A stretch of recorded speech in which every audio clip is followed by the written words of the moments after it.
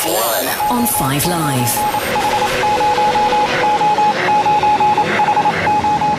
And welcome to the Spa-Francorchamps circuit here in Belgium. It is a gloriously sunny day, about 21 degrees, a few clouds in the sky, but that is not stopping anyone from having fun here in the Ardennes forest. The fans have flooded into the circuit. I'm standing looking out over the start-finish straight, and the fans are busy doing Mexican waves, trying to catch the attention of the drivers as they get into their cars ahead of FP1, the first practice session of the Belgian Grand Prix weekend. I'm Rosanna Tennant and I'm down in the pit lane. It is, as I say, beautifully sunny, but there has been some rain overnight and we're expecting some more rain over the course of the weekend. But for now, it is dry and sunny. And in the commentary box to talk us through this session is our lead commentator, Harry Benjamin, and alongside him, the editor-in-chief of Autosport, Rebecca Clancy. And Harry, I hope you've had a couple of days to catch your breath after what was an amazing Hungarian Grand Prix. Last weekend's race shrouded in controversy, with Oscar Piastri taking his first win in Formula One ahead of his teammate Lando Norris, and we get to do it all again this weekend in Belgium, and I think there's a real excitement here in the paddock. Are you feeling excited too? I'm so excited, Rosanna. You said it on the preview podcast really well. Normally we get to this time of year and it's winding down, people are looking forward to the break. But actually, I feel like we're only just now getting started. 7 different race winners from the first, we had 13 races. This is kind of unprecedented. We all rocked up in Bahrain at the start of the year expecting a Max Verstappen Red Bull walkover, and to be fair, that is what we got for the first few rounds. But it has come alive in the last few races. Red Bull seem to be, struggling.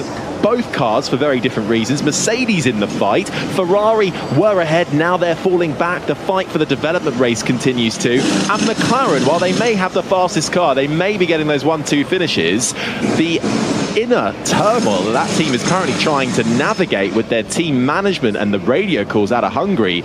So many stories to watch. I don't know where to begin.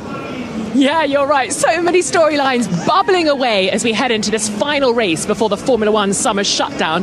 Let me just give you the rundown when it comes to the World Constructors' Championship. Red Bull, as Harry said, leading the way with 389 points, but they're now only 51 points clear of McLaren, who have 338 points. Behind them in third place, it's Ferrari, Mercedes are fourth, and Aston Martin fifth. RB P6, Haas P7, Alpine, Williams and Sauber yet to score a point there in P10. So the championship's looking fairly exciting for the constructors. And then for the World Drivers' Championship, Max Verstappen, 265 points to his name, and Lando Norris in P2 with 189.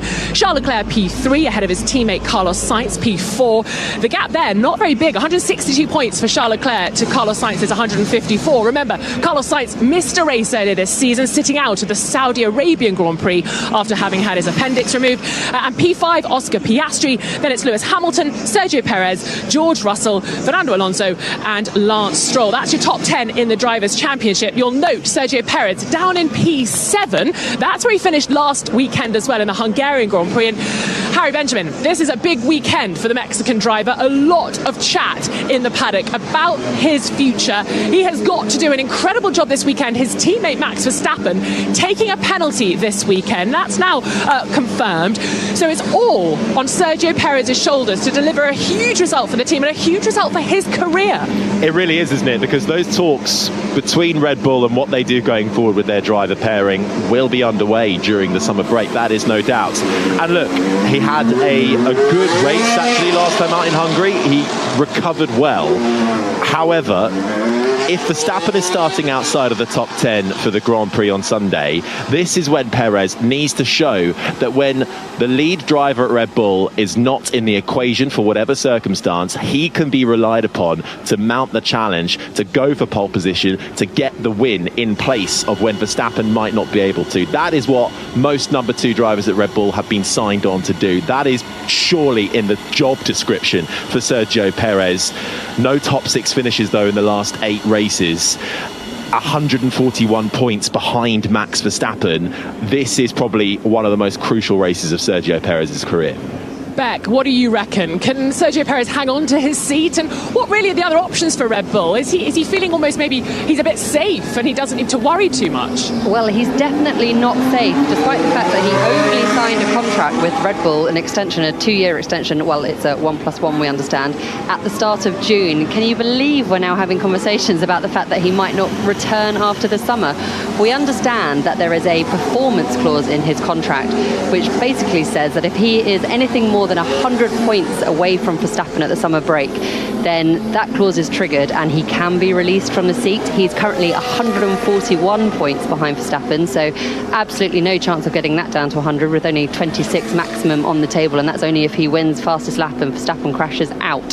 So it does look like he is under extreme pressure. I agree with Harry, it's probably the most important race of his career in terms of staying within F1. But to your point, he probably did feel a bit comfortable, I suppose, because they don't have great options. At the moment, you would think if they do go ahead and release Perez, they would possibly promote Tsunoda. He certainly feels like he deserves to be promoted to the top team from RB, where he is now, and then maybe bring in Liam Lawson to replace Tsunoda at RB, but then that's going to raise questions, no doubt, with Daniel Ricciardo, although he's definitely not having a good time of it at the moment. So it's actually not so straightforward to get rid of Perez. And you mentioned there about the Constructors' Championship, only 51 points between Red Bull and McLaren. So Red Bull really need to do something, because we've still got 11 races left. That is a lot of points. And last year, Max Verstappen, he actually ended up winning both championships all on his own. He scored enough points by himself to actually win the Constructors' Championship. That is not happening this year. Yeah, big difference between 2024 and 2023. We've had 7 different winners already this season. It is very exciting. Sergio Perez is headed out on track, as have pretty much all the other cars, Harry. Green light at the end of the pit lane. This FP1 session is truly up and running.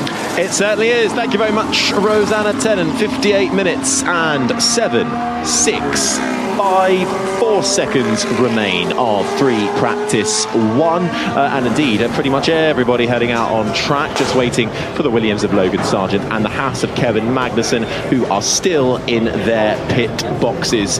But I think, Beck, we've got to start with McLaren and that ongoing saga post-Hungarian Grand Prix. It's almost been a little bit forgotten that what an achievement. Or here's Ocon first.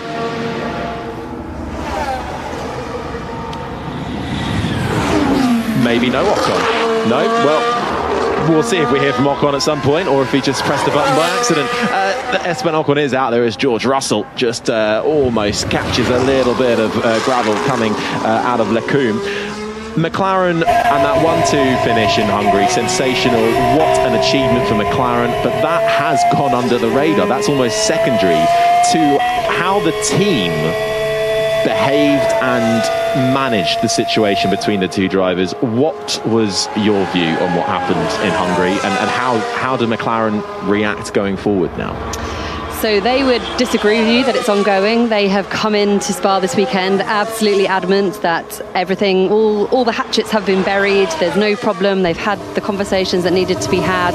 Everyone is on the same page. Listening to Lando Norris yesterday doing his media sessions, he said he wasn't proud of the fact that he had overshadowed Piastri's first win, and he was very happy for the team. They got their 1-2, although how he said it didn't quite, it slightly portrayed, let's say, what he was saying. It was a mess, and I think they managed to make a win look like a loss.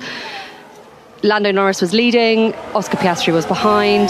They told them to switch places. Lando Norris obviously pushed back on that, and absolutely right to push back on it. Ultimately, Oscar Piastri won it off the line. You could argue that McLaren pitted Norris too soon, therefore he got the undercut on Piastri. But what I would say, looking at it, with a few days have gone by now, and okay, everyone is talking about the Drivers' Championship, that it's absolutely wrapped up, 76 points between Verstappen and Norris. But we've got 11 races to go. That's a lot of races. And if they hadn't swapped the places back and Norris had won, he'd have taken 5th. Oh, sorry, Beck. We've just seen Daniel Ricciardo. It was a replay. This is the sound of it. Coming into the source, down through the gears, turns it into the right-hander. And you can hear round he goes. screeches on the brakes, ends up facing the wrong way around, looking into the pit lane exit, and on those fresh tyres, well, they're going to be a little bit worse for wear. Almost found himself going into the temporary barrier that is placed just on the inside for the entrance to the support pit lane, but he manages to get that back around again and head on round. So a little bit of a scary moment early doors for Daniel Ricciardo. Sorry, Beck, you were saying. No, you're good. I was just going to say that Norris could have taken 15 points out of Verstappen, who ended up finishing 5th, 10 points for 5th, 25 for 1st. You get 18 for 2nd. So ultimately, Norris lost 7 points in the championship, you could say. For me, what this is McLaren is saying is, OK, we are only focused on the Constructors' Championship. You can understand that to a degree. It's where the prize money comes from. It's where the team bonuses. That's what it's based off. But actually, for me, I think McLaren need to be suffocating Red Bull with their ambition. They need to be in that morning meeting on a Sunday saying, OK, look, Oscar, you need to take one for the team as and when we are throwing everything behind Lando Norris. You look at the state of Red Bull at the moment. Max Verstappen hasn't won a race since June. No one would have guessed that at the start of the year. No one would have guessed that coming into the European season. He's only been on the podium once in the last 3 races. So actually, what's going on with Red Bull? Well, obviously, we'll come to that. But if they're going to be throwing away all those kind of points and having bad weekends, and last weekend in Hungary was a really bad weekend for Red Bull, Max Verstappen was grumpy the entire time. McLaren need to be saying to Red Bull, we're coming for both of the titles. Not just one, we want them both. And they need to be showing that ambition. And I think we're getting back to a conversation that actually we had during FP1 last weekend as well. Do McLaren know what it takes to fight at the front? They've had 2 race wins this season, 1 for each driver. But actually, you don't feel like they're quite playing it right. They have outscored Red Bull by 41 points over the last 5 races, which is a brilliant achievement in itself. But all of that saying, you're saying it's McLaren, it's time to pick a number 1. Yeah, they have to, don't they? Well, and I know people would argue that, OK, we're only just over halfway through the season, there's 11 to go, 24 in total. But, you know, put your money where your mouth is. Go after both championships because, OK, the prize money and everything, the money is based on the constructors, but all of the glory and everything that you've got with your drivers, and they are your everything. Everything is wrapped up in that Drivers' Championship. You want to make your drivers hungry, and I'm not saying that Lando Norris is now slightly subdued on the drivers' front, but actually, if he knew that the entire team was throwing behind him and saying, OK, let's go for the Drivers' Championship as well. What does that do psychologically to a driver, to a professional sportsman? That extra 1/10 of a second, even in this sport, an extra 1,000th of a second. I think that was the message that McLaren should have given to Norris, and I think Oscar Piastri, as the rookie, the junior, I mean, he's not a rookie anymore, but the junior in the team, would have understood that. They can say to Piastri, look, we know you're a hot talent, your time will come, but it's very clear that McLaren built this team around Norris. Piastri, when he joined, he knew that. So why not throw everything behind Norris? He is the closest in the fight. OK, just before we came on air, we were talking mathematically. Is Piastri still in it? Of course he is mathematically, but let's be realistic about it. It's Norris who is taking the fight to Red Bull, to Max Verstappen, and that's who McLaren should have backed. And it is something Max Verstappen feels is a genuine concern on the Red Bull side of things. They genuinely believe that Lando Norris could be a threat. He believes that he could be a threat for the driver's title. 51 minutes and 49, 48 seconds. Max Verstappen, speak of, is currently fastest on a 1:44.706. Rosanna, what's the mood been like outside the garage in McLaren and down the pit lane? Has there been much talk about Hungary? I think, as Beck said, they've sort of buried the hatchets and are trying to move on and focus on this weekend. But, we've spent a large part of our show already talking about it, and I think it's something to watch for the rest of the season. But it's funny, isn't it? We talk about teams not being able to fight at the front. That's what they're all here to do. So it's really disappointing when people say, oh, they're not able to cut it right at the front. They don't know how to operate when fighting for a win. I really hope they can get on top of it, because there's that awful thing in Formula One. Once you make a little slip up, suddenly the magnifying glass is on you, and we've seen that in the past with Ferrari, haven't we? Every time they made a little slip, we're like, oh, they've made another mistake with strategy. Oh, they made a difficult call there. And I hope that's not going to be the case for McLaren. They need to get on top of it quickly, decide how they're going to approach the rest of the season. If that is backing Lando Norris wholeheartedly and making him their number 1 driver and going all in. And I love that phrase from you, Beck, suffocating Red Bull with their ambition. That is how they need to approach this. And people have been speaking about, of course, the time when Robert Kubica with the Saudi Sauber team back in the day, the BMW Sauber, they sort of had the opportunity to win a championship back in 2008, and they let it go, didn't they? Because they thought it wasn't their time. I hope that's not what's going to happen with McLaren in 2024. We'd love them to fight this year, and of course we'd love them to fight next year, because as a fan, you just want to see some really close competition in these championships. We've been craving that for so long now. We have, and I mean, you mentioned little slip-ups there. We were just riding on board with Oscar Piastri. You nearly had a little bit of a moment coming through the chicane round just before you come into Stavelot. Almost lost the car, and Lando Norris is coming across the line now. And the other McLaren, they are second and third on the medium tyre. 7/10. Piastri is off Max Verstappen, who set the fastest lap time on the hard tyre. That's McLaren, Rosanna. What's going on in the pit lane? Any news you can bring us? It's a little bit quiet, apart from down at Alpine. Now, they are running a special Deadpool and Wolverine one-off livery this weekend to celebrate the release of Marvel Studios' Deadpool and Wolverine. So the cars are looking pretty eye-catching, I would say. But at the moment, they're getting our attention for all the wrong reasons. Esteban Ocon's car is up on the jacks. Mechanics are underneath, working very hard. The bodywork is off. The front half of the car is off. So a little bit of work going on. Could it just be setup changes at this early point? Perhaps they weren't happy with their initial setup.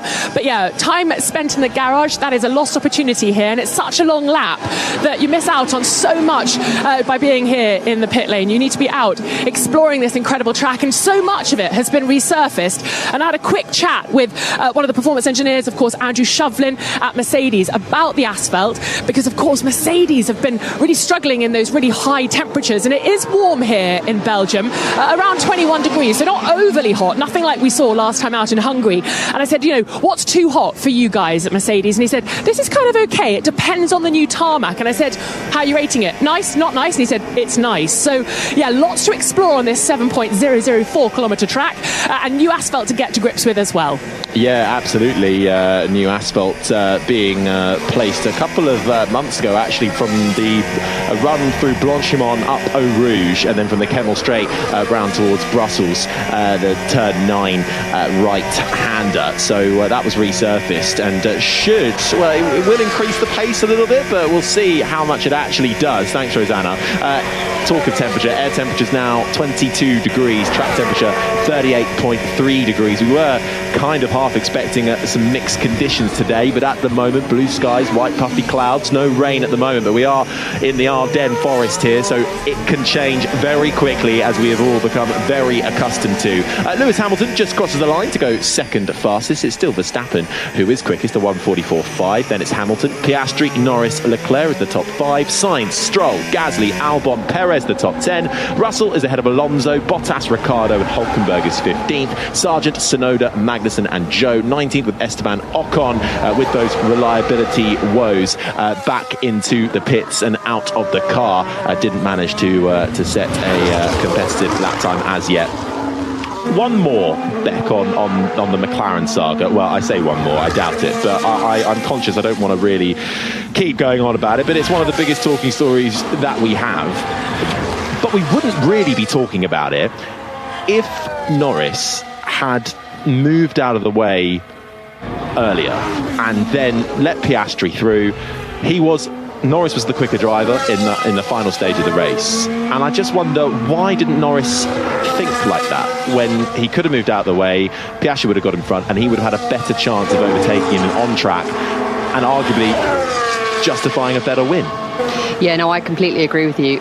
When the order came through, what I think should have happened is, well, first, obviously, going back to what the order shouldn't have come through, they should have just let him win the race, but because they put that order through, Will Joseph, his race engineer, came on and said, you need to give the place back to Oscar, I think. He pulled out a gap of about 6 seconds, which was ridiculous. And Will Joseph came on and said, look, you've proved your point, we know you're the quicker car. What actually should have happened was Will Joseph comes on and says, you're faster than Piastri, you need to let him go through straight away, and then you can take the race back for the win. So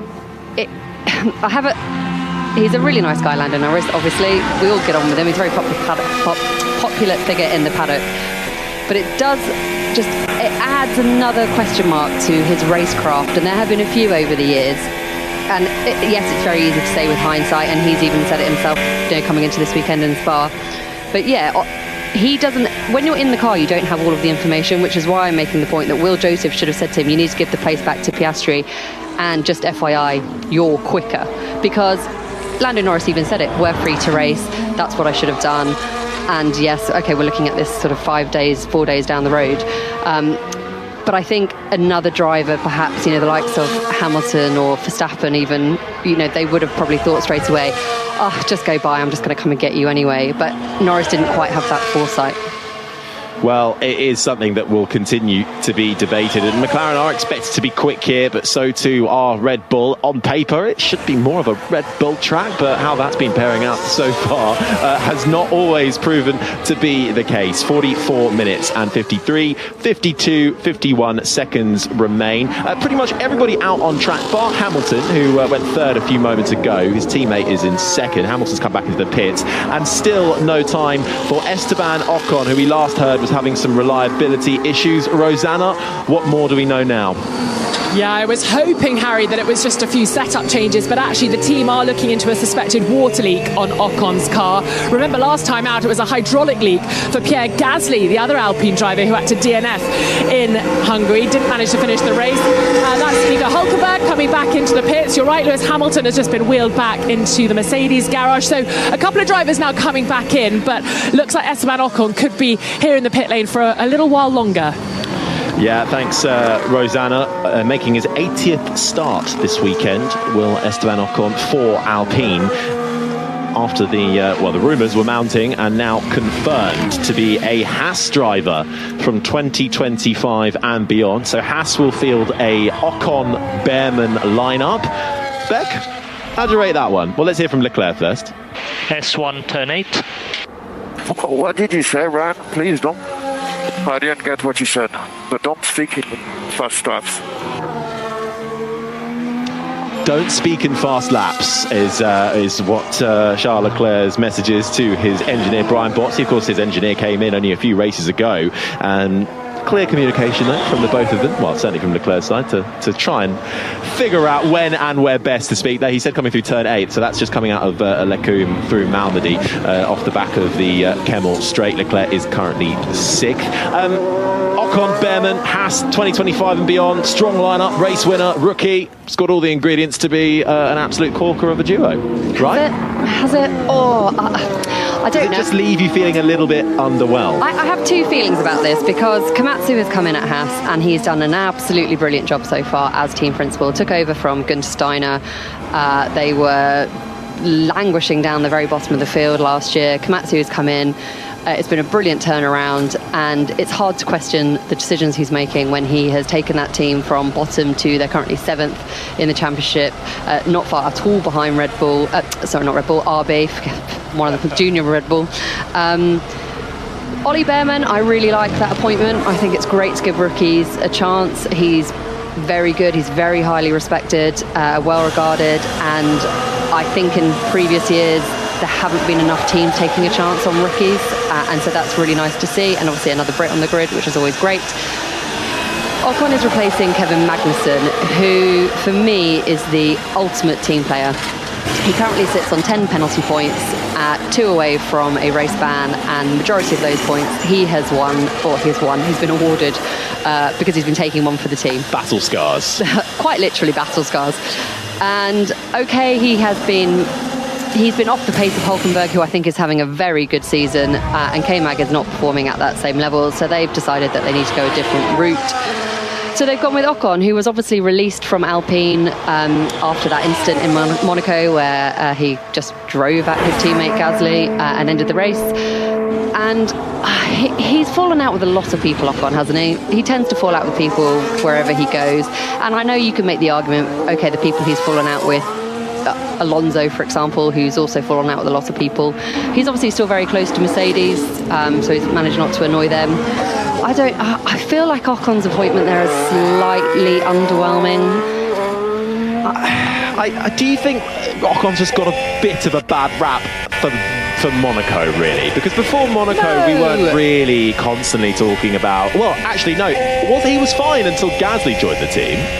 and then it all got dredged up again. Well, that was a strange appointment as well, because those two openly disliked each other, and even when the pairing at their season launch, their first launch together, they didn't really try and hide the fact that they don't like each other. A long-standing dislike of each other from back in the days when they were karting in France, and so it was always slightly strange. Well, French team want French drivers, absolutely understandable. But when they dislike each other that much, it was always going to spill over onto the track. Of course, it was. So yes, you can make that argument for why it hasn't gone very well, but he has upset a few people in his time, and I don't think he's a very good midfield driver. And so that's what I guess I mean by being slightly underwhelming. Did Haas try and get Carlos Sainz? I'm sure they probably had a conversation. Did they try and get someone who's been a bigger team, a more front of the grid team? I would hope so. It's just, I feel like it leaves Haas in that midfield. I mean, I understand the appointment. I think what they had between Esteban Ocon, Valtteri Bottas maybe could have been a decent shout if you want somebody who's experienced alongside Behrman, which is clearly what they wanted, and Bottas would be a great shout. But I wonder if they're also just thinking in terms of the age here. Esteban Ocon is only 27, and he's been in Formula One since 2016. He's had a couple of years, off, but that's actually, when I saw that, I was like, he's only 27 and he's been in F1 since 2016. Whereas Valtteri Bottas is, I think he's 34, and I wonder if that was maybe a little bit of a concern for the Haas team going forward. But look, they've now made their mark, and they're going to go with Behrman and Ocon as a whole new lineup for their team. That first time they've had a new lineup since they went for two rookies with Nikita Mazepin and Mick Schumacher. So I'm sure they'll be hoping it works out better for them than that one did. Right, it is 38 minutes and 47, 46 seconds left on the clock. Verstappen is still fastest on that hard tyre, a 1:44.524. 4/10 clear of Russell, then it's Hamilton, Piastri, Leclerc is 5th ahead of Norris, Sainz, Gasly is 8th. They all set their times on the medium tyre. Albon and Perez round out the top 10. Now, Rosanna, we saw a couple of slow-mo replays earlier when the session got underway of both Red Bulls, and I swear their front wings are about to come flying off. Both Mercedes, I should say. I swear why do I keep saying Red Bulls? Their front wings went flying off. I've got Red Bull on the brain, but I want to talk Mercedes. Would you like me to clarify what's going on there? Yes, please. So you're right. The front wings of the Mercedes looked a little bit like they were moving, maybe flexing in F1 terminology. But I've had a little chat with the team, and they think that actually that was slightly misleading, the montage that you and Beck were watching in the commentary box, because they think they were using a lap where George was attacking over the curbs compared to the others who were either on consecutive or, in Red Bull's case, a slow lap. So they don't think that their wings are flexing any more than anyone else's, Your Honour. So that's the answer from Mercedes, but yeah, obviously one to watch. And just picking up on the Esteban Ocon story, guys, it was here, wasn't it, in 2017 when he and his teammate at the time, Sergio Perez, in Force India at the time, they had a little run-in together. And what I would say about Ocon is he's a very friendly chap. When the microphone's out, he's lovely and chatty, always asks how I am, wants to hear what I've been up to. But there is something that he does to rile up his teammates, and I do wonder how it's going to be when it's him against Oliver Behrman, a new young rookie, and I do wonder how that relationship's going to play out. Will Oliver Behrman yield to his more mature, more experienced teammate, or will we see the fight between them develop early on when they start together next year at Haas? It's going to be an interesting one. But yes, Ocon, perhaps a sort of, not a split personality as such, but maybe just when the helmet's on turns into a bit more of an attacking beast. Yeah, I can't see Esteban Ocon being the kind, endearing mentor that Oliver Behrman might be hoping he would turn into. But hey, Formula One's full of surprises. Who knows? Just to come back on that flexi wing thing, so Mercedes denying they are flexing. Just to bring up speed, the FIA is actually using new checks for flexi wing tricks at this Grand Prix during the practice session, some of the cars will have had to fit a new camera for practice, just so the FIA can monitor how flexy some of these wings are getting. So that is an ongoing issue that the FIA is constantly looking into. So just worth keeping that in the back of your mind. But while we're on Ocon, as his teammate Pierre Gasly comes back into the pits, Gasly currently 8th fastest. Currently at Alpine, which seems to be in a difficult place once again, but with some hope on the horizon. There's two big factors going on in Alpine at the moment, isn't there, Beck? And one of the mounting rumours is that they are going to ditch their engine and not become a works team anymore. They're going to close down, well, they're going to evaluate the Viri platform where they build the engines and possibly take on a Mercedes power unit for 2026, maybe sooner. What do you know on that? And is that a good idea for them? It's a funny headline, isn't it? Alpine, owned by Renault, want to ditch Renault engines. It's not the first time they've done it. No, it's not. But yes, we do understand that they are in talks with Mercedes about, it's a technical tie-up, so as you say, the engine, the gearbox, all of that side of it. Could be as soon as 2025 next season. Probably not. It will most likely be from 2026. I mean, it shows two things, actually. There is a lot of chatter about this Mercedes 2026 power unit, and it's all to the positive. And with Renault now, obviously they've seen some numbers, I would suspect that's where this tie-ups come from. They're now saying, actually, do you know what, you've just got it much more right than we have, and so we'll ditch our own brand and we'll come over to you. That sounds great to us. Traditionally, we always know works teams tend to win championships. If you're a engine customer, it's less likely to happen. It does happen, but it's less likely. So it's quite a big move for Renault or Alpine. Yes, and as you say, it's just the first thing that has happened this week with Alpine. It seems they've been very busy up in the boardroom. Yes, so now we are, so the rumours are increasing over that engine deal with Mercedes, and at the same time, rumours literally in the last couple of days on top of that is Bruno Faman, almost a year on, a year on since he took the team principal job on an interim basis initially from Otmar Zafnauer. He now looks like he'll be on the way out, and a man called Oliver Oakes is tipped to take the role. If you don't know who Oliver Oakes is, he is a quite highly regarded team principal and runs the high-tech team in Formula 2 and Formula 3, and they actually have a team in every single junior category, and were one of the teams to try and enter as another Formula 1 team. They didn't make it to the final stages. But Bruno Faman, I suppose, always said, well, he was always interim, but then there was nobody else around that could really, or they deem, take the job. So do you think this is a Bruno Faman, okay, I've had my time and now there's some decent people out there, or actually is this another management reshuffle, perhaps with some influence from Flavio Briatore, who of course has brought in as an advisor over the last few rounds? Well, that's exactly what I was going to say. You can't ignore the timing more than anything else. Briatore's only just come back into the fold of the Renault team, Alpine. But yeah, Famin was always on borrowed time, I think. He's not done a particularly great job with Renault. Alpine, I keep saying it, honestly, like you'd think he's living in a different Lotus? world. Yeah. He took it over, I mean, not in a difficult time. Yeah, when they just lost two of the best drivers within 24 hours each other, the nonsense of losing Alonso and then losing Piastri, and then the court case over Piastri, it was all utterly farcical. And then we got Famin. Again, not a particularly inspiring appointment, I suppose, but then Briatore has come back.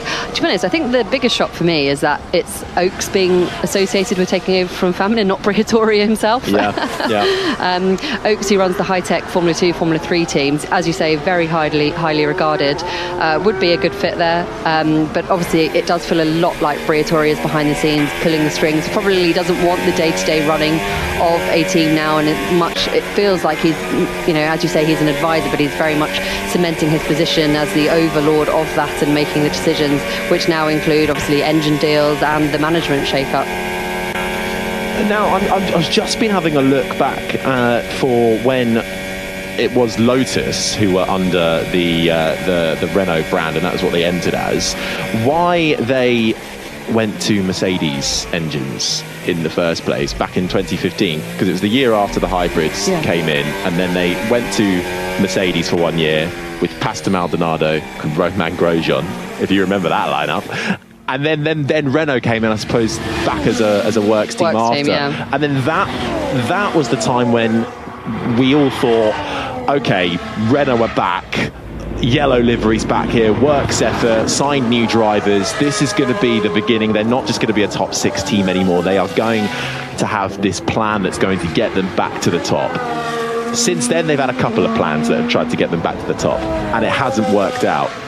But is this different, what's happening now? Is the signing of Flavio Briatore as an advisor to Luca De Meo, the Renault CEO, is getting rid of Bruno Faman and looking at another team principal, perhaps somebody who is young and brings fresh energy, having a new driver lineup, ditching their Renault engine? Is this actually the biggest kind of step change we've seen from Team Enstone that actually could propel them up the order? It's positive, isn't it? At least they're doing something. At least they're making decisions. And they might not be great decisions. It's hard, you don't know without them actually coming through to the fore. With Famin, as you say, he was appointed as interim, and then he just kind of was there because they couldn't find anyone else. But was anyone actually looking? It didn't feel like they really were. They just sort of settled for him, and that's how it was going to be. Then with the drivers and all the infighting that was going on there, and then the engine isn't particularly good. And it's funny, isn't it, with the Renault engine and all the different iterations that we've had of it, because it used to supply Red Bull. Obviously, it won the World Championship, the dominant era of Red Bull with 2010 to 13. They won all the championships then. And then obviously the big falling out when they came back as a works team. And do you remember the battle between Christian Horner and Cyril Abiteboul? Oh, who could forget? Yeah, that was brilliant, wasn't it? They did not like each other. And obviously that's been supplanted now with the Horner and Toso Wolff falling out. But that was great at the time. And Horner just could not stop rubbishing that engine, which wasn't particularly helpful for the team either. And obviously they've parted ways, and Red Bull went with Honda and now their own engine, although it's basically still Honda, and then Ford are coming in. So engines is one of those things that does seem to go around in cycles, doesn't it? But this is positive for Alpine. They are taking steps to get themselves further forward. They're currently 8th in the Constructors' Championships. They've only got 9 points from 13 races. That's not great. But yes, it's got to be a good sign that they finally, after a year, managed to find someone to... Although it's not confirmed, should be said it's not confirmed. But it's at least they're doing something to replace their interim. And they have to, because now's the time with the engine regulation, one of the biggest power unit regulations we've seen in a while, on the horizon for 2026. 28 minutes and 30, 29, 28, 27 seconds remain. Seeing some soft tyre runs at the moment. It's Max Verstappen, who is still fastest of them all, a 1:43.3. And I believe, Rosanna, you bring us more news on Verstappen and that, potential penalty that he was going to take?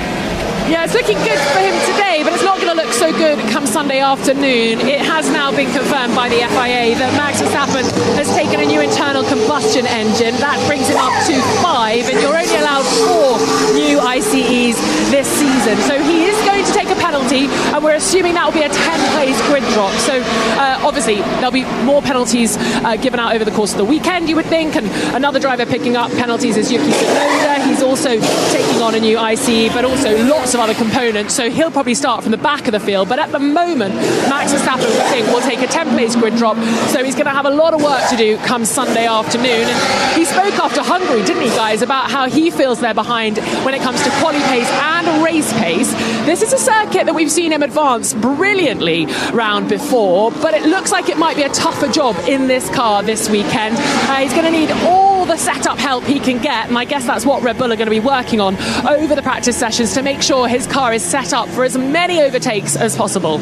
Yeah, this is the track, isn't it, where we've seen and we all expected him to take the engine penalty, really. He won from 14th here back in 2022, but it doesn't seem like a foregone conclusion that can happen again here this weekend, Beck, does it? I mean, yes, okay, right now he's 7/10 clear at the front, but, and this is a track for overtaking, however, Red Bull are not in a comfortable place. They've gone, as you said, what is it? This is the longest streak of not winning since 2021. 3 races gone for them, which kind of highlighted the dominance they've had over the last couple of years since then. And for me, there's a lot that's been made of the team radio messages between Max Verstappen and his engineer GP. And we know they get frosty. We know they have a good enough relationship to just be able to be quite direct with each other. But in Hungary, it seemed like it went a step further, and not something that perhaps you would associate with a team that were cool, calm and collected and had it all under control. No, I remember that Spa victory in 2022, and I remember even thinking, starting from 14th, he'll still win it. Yeah. And I think he was in the lead by the 13th lap or something silly like that, and that's not going to happen here. It's interesting at the moment that they've only chosen to do the ICE, which is a 10-place grid penalty. They may throw in more bits, and so he could start from the pit lane or the back or whatever they decide to do. Yes, that relationship with GP is solid, to the point that not that long ago, Max Verstappen said he wouldn't go racing without GP. They get on famously. There was a Christian Horner put a thing on his Instagram recently that GP was at his house playing in a band made up of Red Bull employees. You know, everyone, they're all very close. But I've never heard it quite like that. And there have been some stories going around that GP called him childish. To be clear, he didn't call Max Verstappen childish. What he was saying is stop with all of the teams need to stop with radio messages, basically, which they use to highlight things to the FIA, because those radio messages are childish. But he was very curt with him, which is not completely unusual, but they were just bickering and sniping the whole time. And as I said earlier, Verstappen was grumpy all weekend, and you kind of got the feeling that GP was like, well, I can be grumpy too. Or Perez radio. I'm really struggling to know what the car is doing on entries. Is that mainly low speed?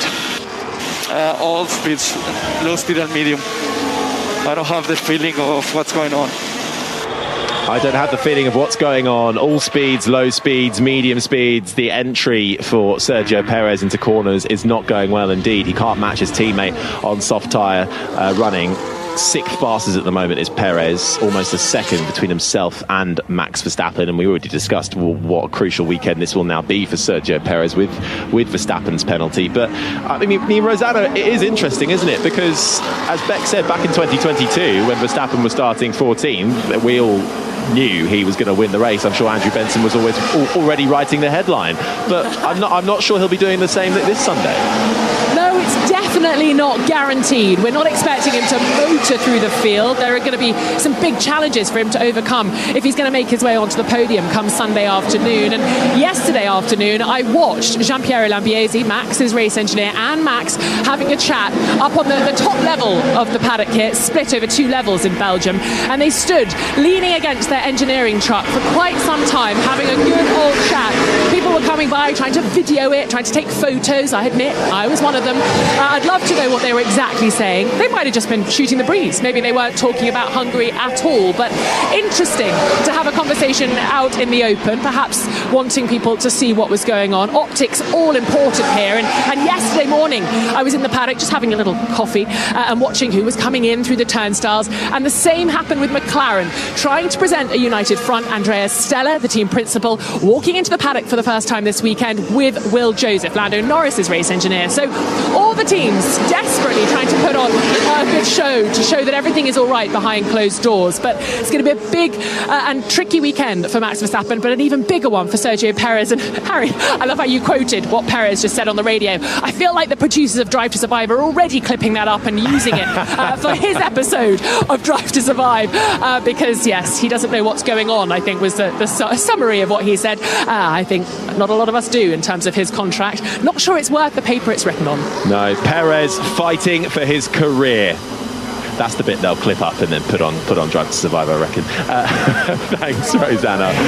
22 minutes and 17 seconds remain. Verstappen fastest, half a second the gap between himself and Piastri. Albon just put in a good lap on the soft side to put his Williams up into third, ahead of Russell and Hamilton, who is fifth. Leclerc sixth. Perez struggling out there in the Red Bull is seventh. Then it's Norris eighth, Sainz ninth, and Stroll rounds out the top 10 ahead of Ricciardo, who is 11th, Bottas, Sargent, Gasly, Tsunoda is 15th, Hülkenberg, Joe, Alonso down in 18th, ahead of Magnussen and Ocon, still with troubles. Rosanna, we last heard it was a suspected water leak that was keeping Ocon into the pits.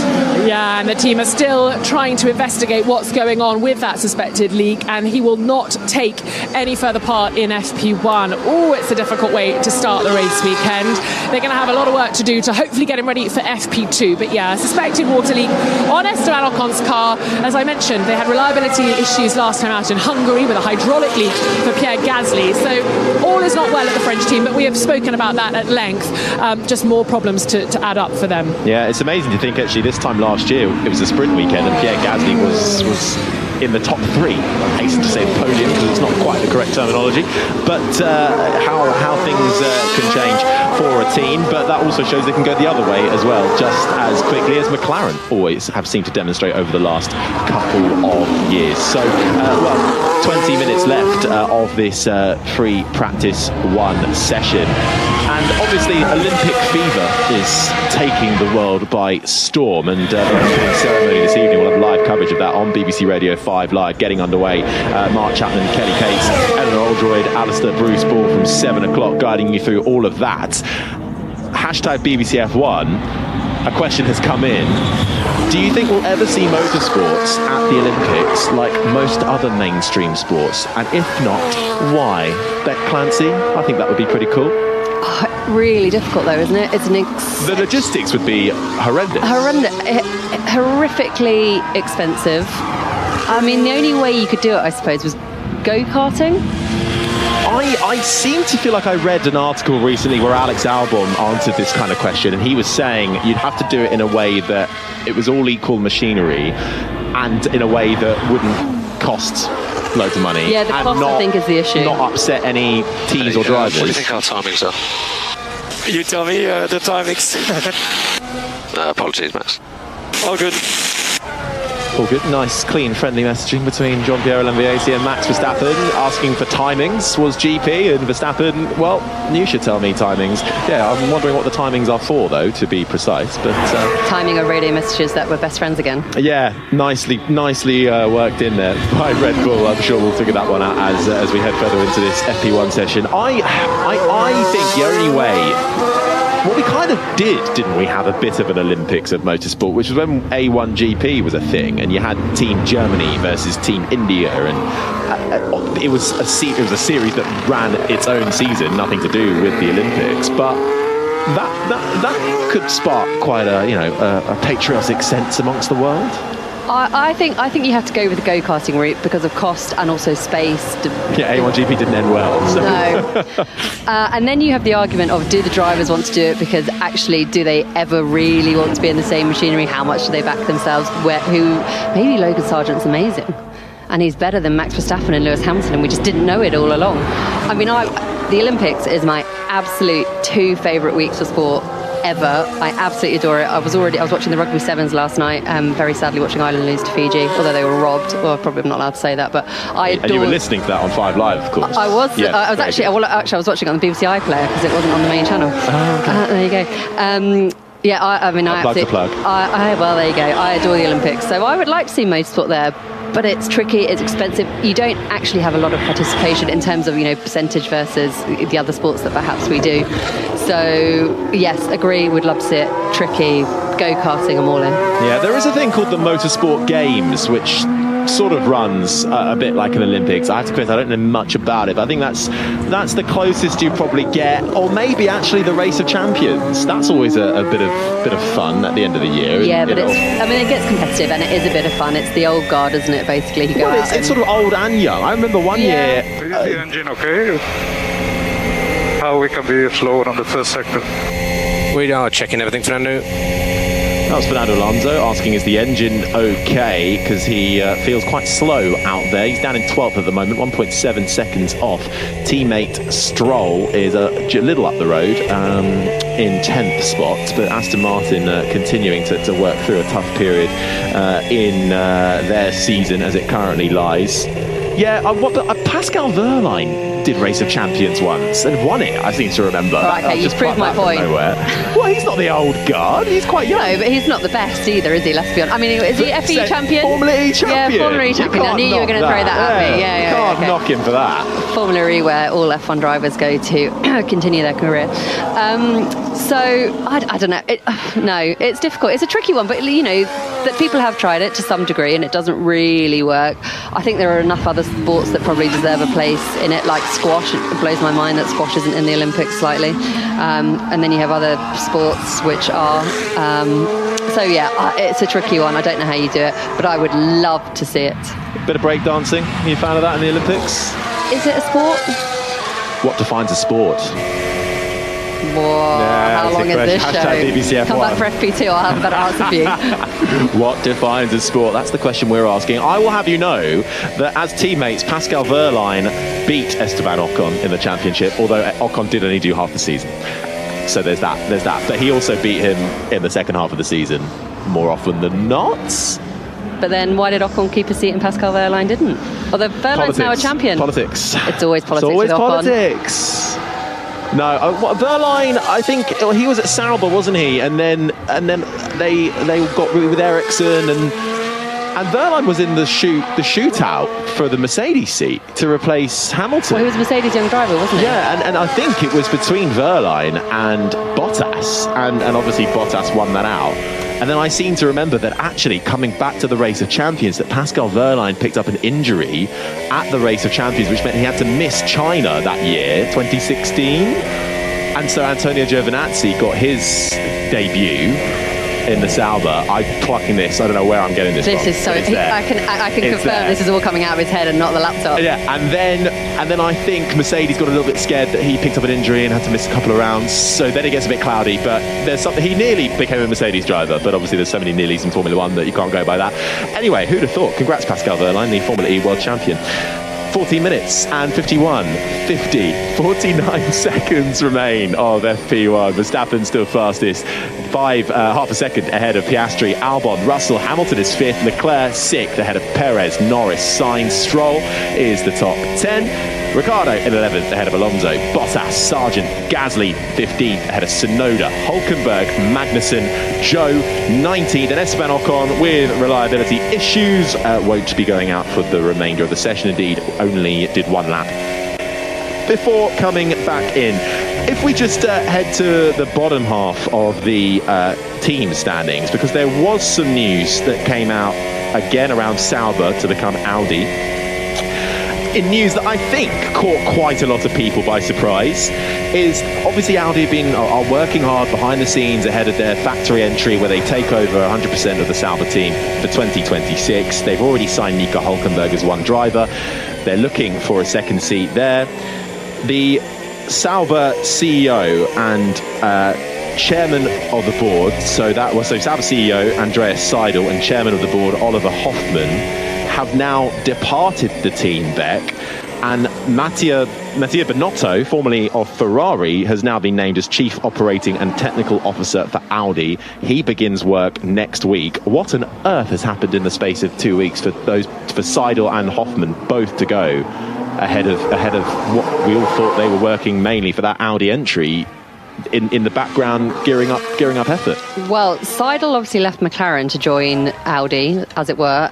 He was running that ship. He was apparently given an enormous salary. It was badged as a midfield driver salary, which is quite unusual for a team principal CEO. And then, as they say, they brought in another guy earlier this year, and they haven't got on at all. A lot of infighting, and they couldn't make decisions. And actually, apparently, we all know, we've been talking about it for all season, how Carlos Sainz has been linked with the move to Audi.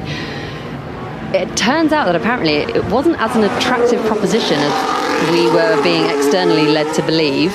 And all of this infighting was going on, and they weren't really making the progress. They had apparently completely forgotten about the team on the track, Sauber, who are the only team at the moment to have not scored any points. That wasn't going down very well with management.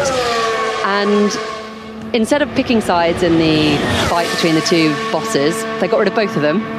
And they said, we're going to bring in Mattia Binotto. He's going to have all the power. That kind of dual role is something similar to that he held in Ferrari. He was obviously head of technical there as well before he was promoted to team principal, but actually kept the technical role as well while he was head. And his first job, as he has said it, pretty much, is to find who is going to partner Nico Hülkenberg next year, because they still have that seat. They still have big ambitions in 2026 going forward. Audi say that having Mattia Binotto in, having one person in charge, will actually get things done. It will drive forward. He's also going to have a look at the current team and what's happening on track, because quite frankly, with the millions involved in prize money, the difference between 10th, 9th, 8th, 7th, we're talking tens of millions of dollars here. For a team like Sauber, Audi, they cannot just say no to that kind of money. So they need to be looking at what's happening on track now. They can't just be completely focused on what's happening on 2026. But yeah, like you say, Harry, it really, really took everyone by surprise. Even Nico Hülkenberg, who said yesterday that he only just found out like minutes before the rest of us, and that he was completely taken aback by it. Yeah, he said not concerned, but it was a bit of a shock. And then you now wonder, when you look at where Sauber are at the moment, I mean, in this session, Bottas is 14th, Joe is 19th, and you said it already, plumb last in the constructors, 0 points to their name, and they don't look like they're scoring any points anytime soon. You have to think, is Nico Hülkenberg suddenly starting to second guess his decision to move to Sauber, which will become Audi? Yes, you can see why he's gone, the tantalising work of a factory team compared to Haas, but Haas are working, especially in Nico Hülkenberg's hands, pretty well at the moment.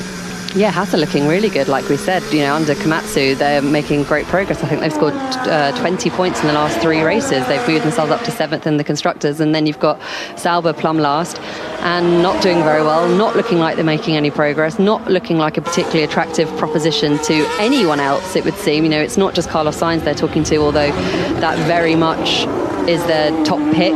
We knew at the time that the deadline for Sainz to sign the contract with Audi was the end of May, and that slipped, and then it slipped, and we were thinking, what's going on here? They can't be that desperate for Carlos Sainz. There are other good drivers available. Yes, Carlos Sainz is one of the best that's available on the market, but it did make you wonder. And then this all happens, and then actually you find out a little bit more about the inner turmoil that's going on, and Carlos Sainz is a very smart man. Not to say Hülkenberg isn't, but Carlos Sainz would have looked at that, come from a pretty harmonious team that is Ferrari at the moment, particularly under Fred Vasseur, and thought, actually, I'm not sure I want a piece of this.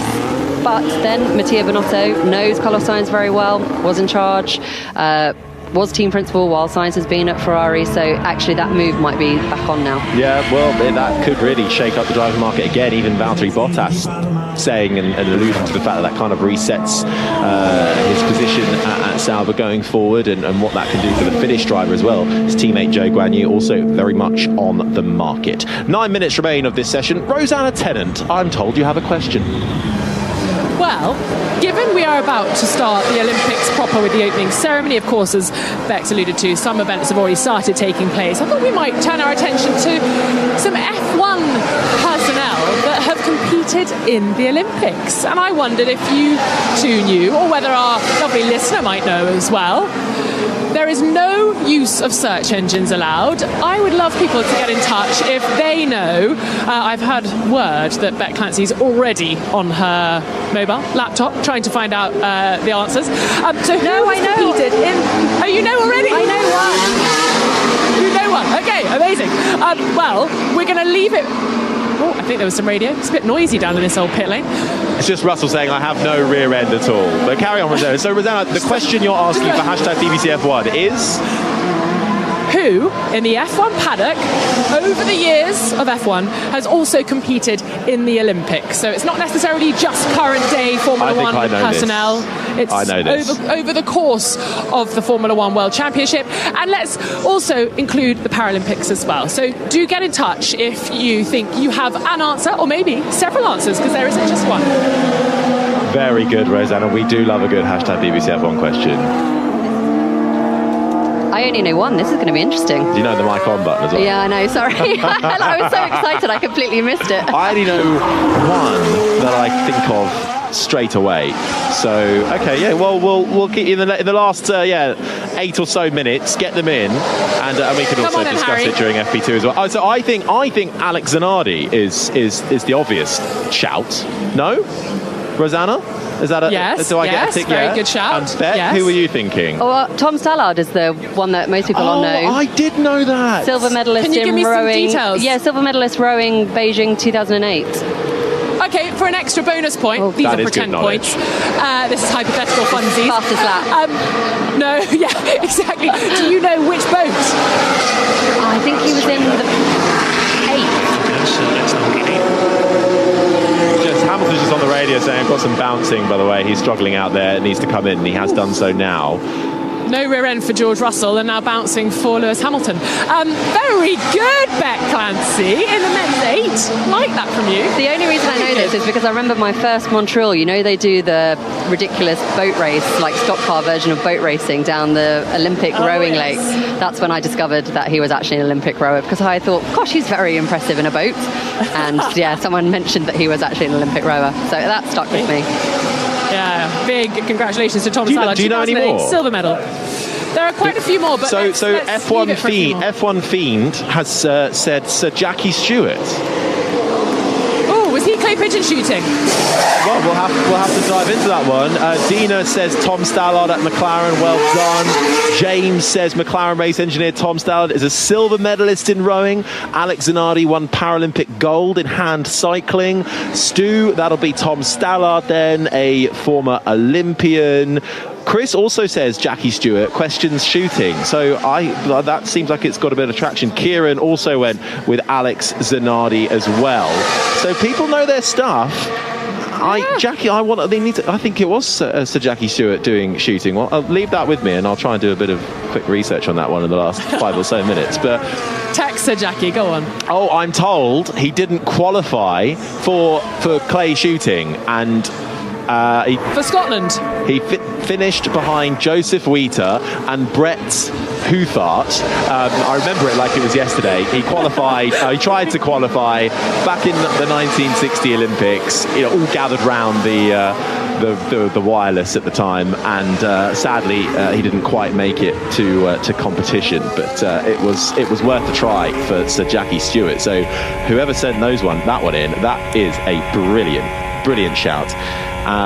Ben has said there's 6 Olympian F1 drivers that I can think of. Oh, Prince Bira, the Thai driver, the Thai Prince. Yes, very good shout, is the first that leapt to mind. Sailing. Was that Prince Bira? Yeah, for Thailand in the Summer Olympics on 4 occasions, but sadly no medal.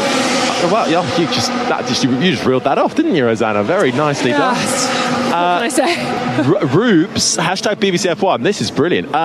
Roberto Mires, both did sailing. Oh, he also said Prince Bira. Both did sailing, even competing against each other. You know what? We don't see enough Formula One drivers these days also competing in the Olympics. I think that's clearly what we've highlighted here. This is fantastic. Keep them coming in if you think we've missed them. Hashtag BBC F1, and we can bring it up again in FP2. But Prince Bira is a great shout. Tom Stallard, Alex Zanardi, those are the ones that are really coming in that most people know of. So well done if you got those right. And of course, Olympic fever gripping the world right now, and the opening ceremony will be live tonight on BBC Radio 5 Live from 7 o'clock. The opening ceremony, Mark Chapman, Kelly Cates, along with commentary from Eleanor Oldroyd, Alistair Bruce Ball, guiding you through all of that as it kicks off proper tonight in Paris. And in the last 3 or so minutes, I presume Rosanna's preparing her outro for the show, which will include the entire list of who has been involved in Formula One and the Olympics. So we're all looking forward to that and teeing that up nicely. 3 minutes exactly remain of the session. Verstappen fastest, half a second clear of Piastri. Albon third, Russell, Hamilton fifth, and Russell and Hamilton in the last few moments clearly with some issues then, balance issues on those Mercedes, not enjoying their time out there. They are still out on track. Leclerc is 6th ahead of Perez, Norris 8th, Sainz 9th, Stroll 10th, then it's Gasly, Alonso, Ricciardo, Bottas, Sargent the top 15, Tsunoda, Hulkenberg and Magnussen, Zhou Guanyu 19th and last of the drivers to set a time. Esteban Ocon out of this session, reliability issues for him in the Alpine. They are working ferociously on that car to get it back out later on today for free practice 2. The weather has so far kept fairly stable. We are expecting some mixed conditions to affect today and Saturday's running. Dry conditions expected for the race, and it has darkened a little bit in terms of cloud cover over the circuit, but nothing too foreboding out there. And a lot of drivers now out there on a mix of medium, soft and hard, and doing slightly longer running in towards this last couple of minutes of free practice 1. Beck, it is slightly ominous though at this stage of the game that Verstappen is half a second clear of Piastri. I know it's free practice 1, And he's got a 10-place grid penalty. And he's got a 10-place grid penalty, and we need to see what the race pace on the Red Bull would be, of course. But this is a track you can overtake around, as we're seeing right now. Lando Norris making his way down the Kemmel Straight with the aid of DRS here, 2 DRS zones, down the Kemmel Straight, and of course through onto the main straight. So that is a powerful source for Red Bull, his sergeant. My tires look like they've been through the gauntlet, man. They look destroyed. So does Logan Sargent. He does indeed, in what could be his final race as a Grand Prix driver, perhaps under pressure. We know he is for that seat, but actually I don't think he's been too bad in the last couple of races. I think Williams haven't been particularly anything to write home about. I mean, where Albon has scored points in Silverstone, but I think Hungary was a rough ride for them. Poor strategy choice, or a change of strategy choice mid-race for Albon. Saw him finish 14th. Sargent was down in 17th. There are small margins in that side of the field, but do you get the sense that Logan Sargent, this could be his final race weekend as a Formula One driver? Yeah, and I get that sense from him, really. His behaviour, his demeanour, his everything that he's saying, you sort of get the feeling that he thinks it's his final race weekend. But just to go back to the point you were making about Max Verstappen, this is where you take grid penalties in Spa, because like you say, you can overtake here, you can race. We mentioned it earlier, 14th to victory in 2022 in absolutely no time at all. So it's actually a good move by Red Bull. They're going to take it, and then all the other engines, they just go into a pool, so it doesn't necessarily mean that, 11 races still to go, that he's going to have another one. I imagine they're managing mileage of the engines, and so that's why they've taken it here. They may well choose to take a hit on a couple of other components if they feel they need to. So yeah, I mean, it makes for a good race. Norris Radio. And Lando, opportunity, turn 8, careful of doglegging, focus on throttle pickup. Careful of dog-legging, focus on throttle pickup. That is what Lando Norris is being told on the radio as the checkered flag comes out to end the session. Max Verstappen fastest, ahead of Oscar Piastri, half a second between them. Then it's Albon, Russell, Hamilton, the top 5. Leclerc just finishing up his lap, he's in 6th, ahead of Perez, 7th. Norris, 8th, Sainz, 9th, Stroll, the top 10. Gasly is 11th, Alonso, Ricciardo, Bottas, Sargent, the top 15. Tsunoda is 16th, ahead of the 2 Hasses of Hulkenberg and Magnussen. Joe Guan Yu 19th, and Esteban Ocon, reliability issues confining him to the garage. 20th and last with no time. Rosanna. Thank you very much, Harry. Yes, Ben Pon, the entrepreneur and racing driver, competed in one race in F1 and also participated in the 1972 Summer Olympics in Munich. He competed in pigeon shooting, but he failed to win any medals. Britain's Davina Galika also came away empty-handed when she competed 4 times for her home country in skiing. And there have been several other former F1 drivers to try their luck in the Olympics, including Spain's Alfonso de Portago, America's Bob Said, and Britain's Robin Widows, all in the bobsleigh, and Argentina's Roberto Mieres in sailing, unfortunately all failing to win a medal.